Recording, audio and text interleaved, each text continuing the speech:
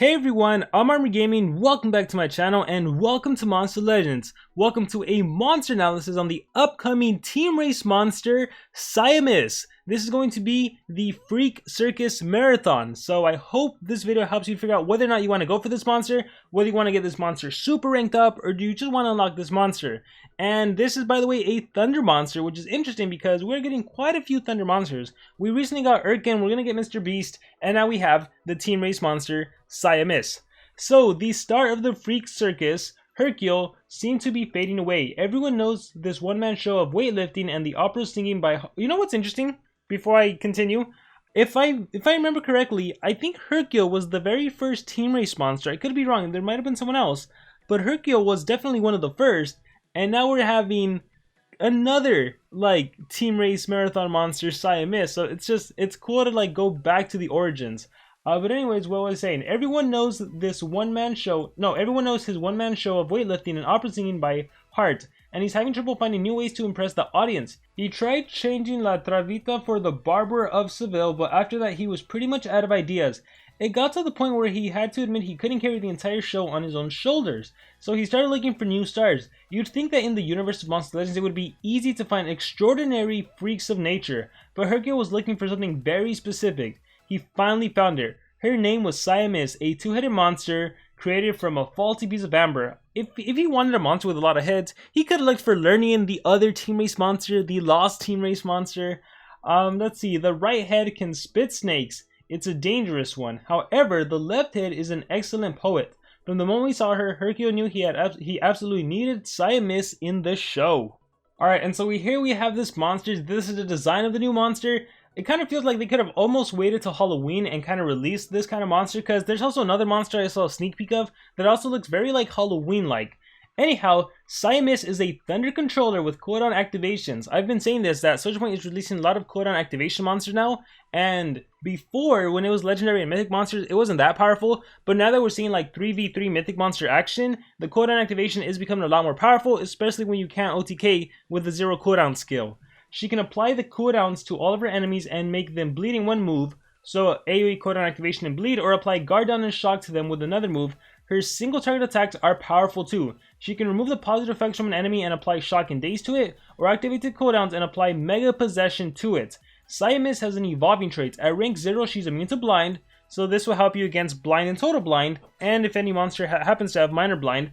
At rank 1, she becomes an abomination, which is awesome. I'm glad that they're giving a good trait at a rank 1 as opposed to a rank 3. So with abomination, you're immune to bleeding and you're immune to the special possessions. So possession and any exclusive type. And at rank 3, she gains precision at the start of the battle, which is also amazing because you do not need to worry about missing your attacks. You're going to be landing everything. You're going to land your mega possession, you're going to land your cooldown activation. That's pretty awesome. Alright, with that being said, let's take a look at her stats. Her life stat is 57,908. So with a life stat like that, it's right around the middle. It's actually tied with Aromel, Zavipé, Ilian, Miseris, and Vandecken. So pretty good life stats. Her power stat, on the other hand, 5280. This is one of the lowest. It's actually tied with Miseris, Morgs, Kralik, Zorki, Svar, Abysmus, Vandecken, and Glamhead. And the only three monsters that have a lower power stat than Siamiss and the ones I just mentioned are Asta, Moonhaze, and Tremor. And to be honest, it doesn't even matter that her power stat is low because, as you can see, she is not an attacker, she is a Thunder controller. So when a monster focuses on denial, they don't need to attack, they don't need a high power stat. What they do need is a good speed stat.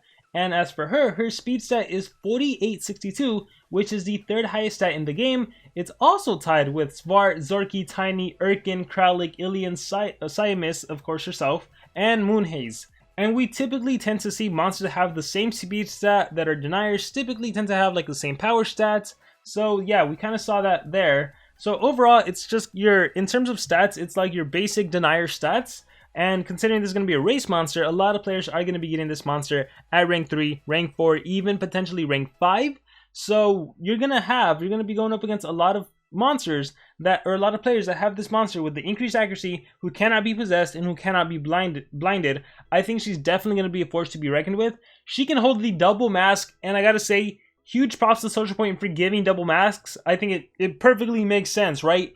This monster literally has two heads, so yes, give them both double mask. You know, we've seen monsters in the past where the monster in the animation has like a staff or something, but then it can hold a sword relic, and it's like, what the heck? But this is perfect. Double mask relic. That is awesome.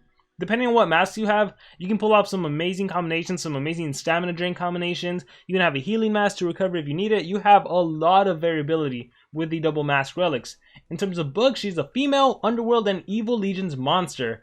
Alright, with that being said, let's talk attacks. So, she has Horror Twins, deals moderate damage to an enemy. It is 40 damage, 0 cooldown, 22 stamina cost. So, considering she can activate cooldowns, if you ever find yourself in a situation where you're facing against her and you're using her yourself, or any monster that can activate cooldowns, well, at least you have a skill you can utilize. Stuck in the Freak Nets, deals low thunder damage to all enemies. It is a 20 damage, 1 turn cooldown AoE. Doesn't matter, again, not really an attacker. Tier 1, built to Astonish, deals moderate thunder damage, applies guard down and daze. Also spammable. The cool thing about guard down is when guard down lands on the enemy, the attack will always 100% land, and then daze reduces the enemy accuracy by 25% as well as their damage output. You will be surprised how often reducing the accuracy by 25% really hinders the enemy. So especially if you're going up against someone that's immune to blind, hey, don't worry, just daze them, and you never know, like you might end up winning because they missed their attack. And if they do attack you, it's 1/4 weaker than it normally would be, so that's pretty good too. This show must go on, deals low special damage to an enemy, activates all cooldowns. So we have a single target cooldown activation on a 1 turn cooldown. The best show on earth, removes positive effects from an enemy, applies shock and daze to an enemy, requires cooldown. 0 damage, 2 turn cooldown, positive effect removal that does shock and daze. I'm not the biggest fan of this skill. I like that it removes positive effects. I don't know, I wish it could have dealt some damage so then maybe your mask could actually trigger. But shock and daze, it's not the best, but the removing positive effects is the best. So the way I see this skill working is if you're facing maybe a mega top monster, if you're facing maybe a monster that has evasion, and next in the turn order is one of your monsters, maybe you do the best show on earth to remove that evasion, to remove that mega taunt so that you can attack the right monster you need to target. So I definitely see situations where this can come in handy. I would say it's definitely worth running. Double show, deals heavy thunder damage to an enemy, activates all cooldowns, and applies mega possession. So this is kind of cool because it's kind of like each head is doing something. One head activates a cooldown, the other one does mega possession. This is a phenomenal skill in my opinion. It activates cooldowns, so if you target this against a monster that you know has a 0 cooldown skill, you also mega possess them. So they're gonna use, so rather than those times when you activate cooldowns on a monster and they still attack you, this is cool because you activate cooldowns, and if they have a 0 cooldown skill, they'll attack their own team. So imagine doing this against an Armor Claw, and then he doesn't remember to subscribe against his own team. I think this is awesome. And then the fact that you mega possess, they're basically on your side for 2 turns. That is great. And another cool thing is, like, if you are using her, if you're using Siamiss to battle another Siamiss, you can't do this to mega possess Siamiss because of the abomination trait. So it's just something to watch out for. Moving on to tier 3, we have It's Showtime Anytime. Deals moderate thunder damage to enemies, supplies shock and guard down. So again, capitalizing on the shock and guard down. What I will say about shock is that it does help if it lands, and because this monster has increased accuracy, it will land. The cool thing about shock is that it is a hindrance to the extra turner mythic monsters. I'm talking about Nor, the previous team race monster. I'm talking Nightingale. I'm talking Raw. So if you can land shock against one of those monsters, you're good to go. And it's especially useful because this monster, again, being a team race monster, she is going to be fast. She is going to be first. So it's kind of how you potentially, this monster to some extent can counter Nor by applying shock and preventing the extra turns. So I will say I do enjoy that. And then we have Spectacle starts, deals moderate thunder damage to enemies, activates cooldowns, and bleed. So AoE cooldown activation. Overall, I gotta say, I am pretty impressed for this monster. A quick overview, the fact that you have AoE cooldown activation, AoE bleed, the fact that you have single cooldown activation, single mega possession, you have another single cooldown activation if you need it, you have a skill that can remove positive effects, and don't count out that shock skill, because again, you can counter the extra turner mythic monsters. So just imagine facing a 140 Nor that you know, oh man, if she gets this turn, she's gonna kill me. But you got your team race monster, you got your Siamiss, and you're like, you know what, I may not be able to stop you. Actually, you can probably activate cooldowns on Nor. She does have a 1 turn cooldown, guys, so you have to be careful for that. So you're like, you know what, I'm gonna stop you by applying shock. So it's a strategy you can utilize. The ultimate attack, the big applause. The ultimate attack, the big applause, applies mega possession to... I feel like, you know what, side note, I feel like when I first saw this skill in the sneak peek, I feel like I said applause or some weird strange thing, but that's besides the point. The big applause applies mega possession to all enemies, activates all cooldowns, phenomenal ultimate, my goodness. I gotta say, I'm looking at this monster with the traits and being able to hold double mask. I really like the monster. I really enjoy it. So I am looking forward to this monster, to getting this monster. I wish you guys the best of lucks. I also want to say there has been a change to the Circus Freak Marathon, and I imagine moving forward this will all be the change. So there will be several changes to lap rewards and the marathon related chests in the Circus Freak Leap Marathon. We will introduce 2 new chests, both unlocked with the marathon key. So the marathon rank up chest will cost 290 gems, and the marathon skin chest will cost 100 gems. So if you want to get an alternative skin to this monster, it'll cost you 100 gems, as opposed to, I believe in the last event, if you got 65 laps, you got the alternative skin. So at rank 3, and yeah, 5 more laps at rank 3, you would get alternative skin. So now it appears that as long as you get 10 laps and you get a marathon key, you're going to be able to buy these 2 chests. And as far as anything else, let's see, 85 is still rank 4, and then 95, 110. I don't think anything else changed besides that. So my recommendation is always get the monster.